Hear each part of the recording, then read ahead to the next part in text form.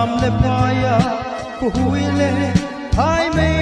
akai zin silung hal kabang zo zipo silung hal kabang zo zipo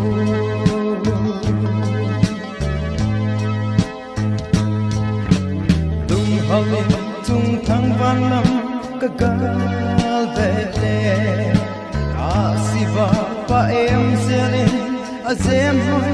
ton hanung so ti silung halin zai tha pat bang ane silung hal zai tha pat bang ane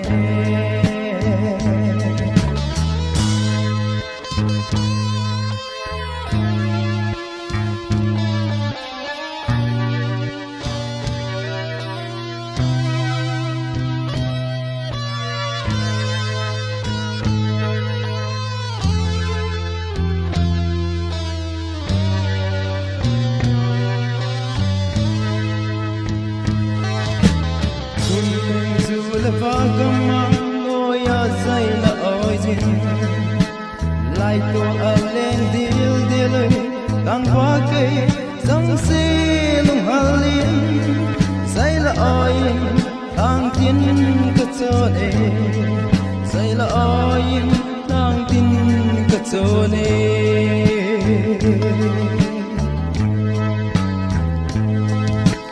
tung ho pu do ke ding anade